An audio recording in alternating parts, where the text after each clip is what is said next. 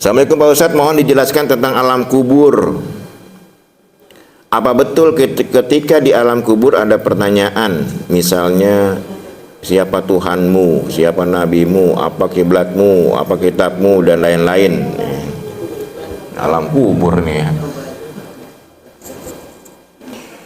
Gus Dur pernah nyinggung Cak Nun ya, ketika Cak Nun menjelaskan alam kubur. Nanti maksudnya ketika saya menjelaskan alam kubur, Bapak Ibu jangan seperti ini nih, jangan seperti Gus Dur ya. Kata Gus Dur, jangan percaya omongan Cak Nun tentang alam kubur katanya. Kenapa? Dia belum pernah ngalamin. Gitu. Ya ini celutukan aja ya, bercandaan dari Gus Dur. Jadi alam kubur. Jadi katanya pertanyaannya apa? Apakah, tolong jelaskan tentang alam kubur. Apa benar di alam kubur ada pertanyaan misalnya siapa Tuhanmu, siapa nabimu, yang kita sudah tahu lah dari SD ya. Kalau bahasa Arabnya apa? Man rabbuka. Kemudian kalau dalam hadis ya, dalam hadis ada 3 pertanyaan, man rabbuka, wa man nabiyyuka, siapa nabimu, dan apa agamamu. Hanya 3. Kemudian juga dari 3 itu beruntun lagi pertanyaan tafsir ulama, apa kitabmu, apa kiblatmu, dan yang terakhir siapa temanmu. Ini ada 6 jadi pertanyaan nih. Ya, dalam hadis 3 disebutkan, tapi kemudian beredar keyakinan ada 6 pertanyaan. Pertama apa? Siapa? Tuhan. Saya yakin kalau kita semua ditanya sekarang, lulus gak? Lulus. Bisa. Siapa Tuhanmu? Jawabnya cepat, Allah, nggak mikir-mikir lagi tuh. Siapa nabimu? Nabi Muhammad. Apa agamamu? Islam pasti. Apa kitabmu? Al-Quran. Bisa baca Quran nggak? Enggak. Ngaku kitabnya Al-Quran. Ditanya bisa baca Quran nggak? Enggak. Gimana dia? Untung nggak ada pertanyaan itu kan? Apa kitabmu? Al-Quran. Nah, malaikat nggak lanjut nanya, bisa baca? Enggak, dia bilang gitu kan, ngaku doang. Kemudian apa kiblatmu? Ya, Ka'bah. Yang terakhir, siapa temanmu? Contohnya rentenir, perampok, temennya. Ya, jadi teman ini penting ya. Jadi teman itu siapa temanmu ketika di dunia? Nah, kalau kita alhamdulillah lah, teman saya adalah jemaah subuh. Teman saya adalah jemaah tarawih, majlis taklim. Nanti jawabnya begitu Bu, kalau ditanya malaikat ya.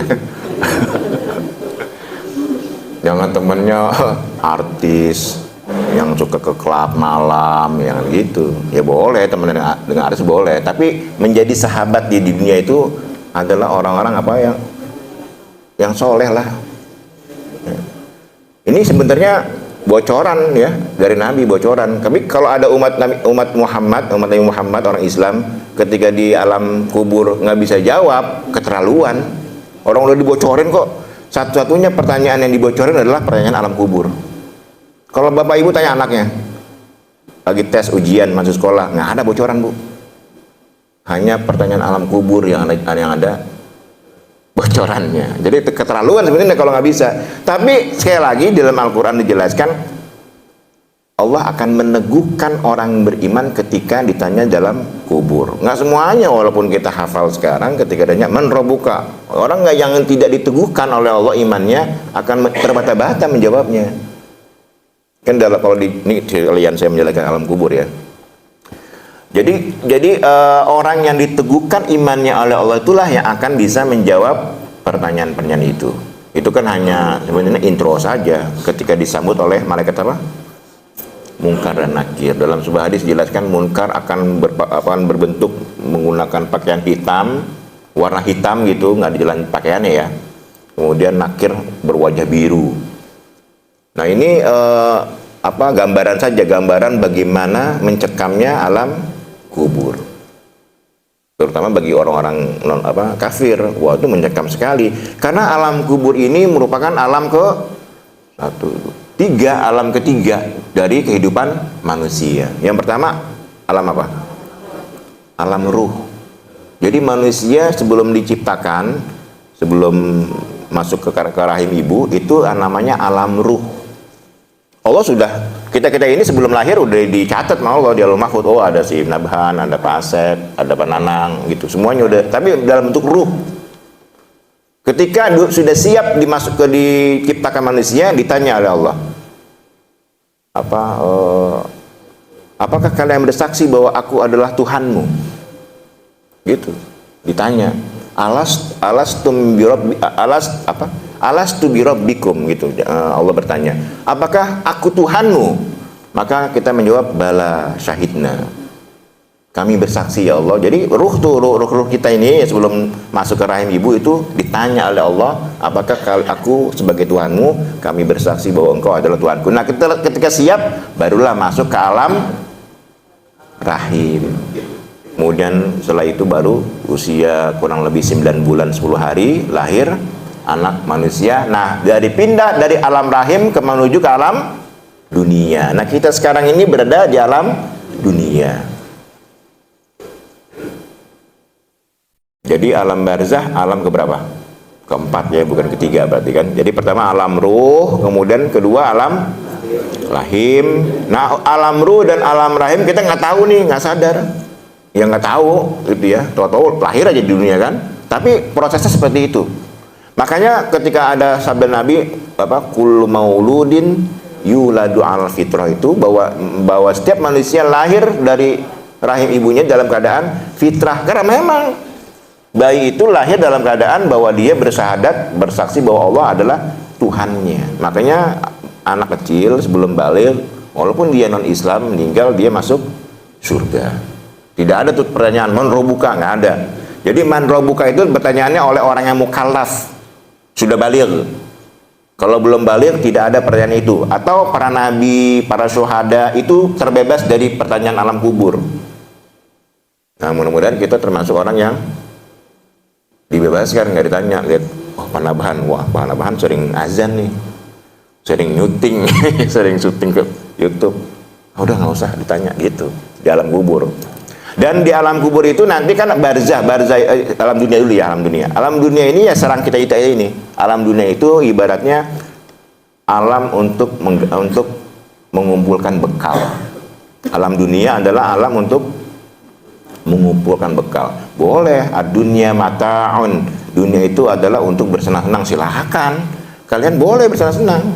Dan agama mengizinkan. Tapi ingat, selain kalian bersenang-senang, harus juga menyiapkan bekal. Karena setelah ini kalian masuk ke alam barzah.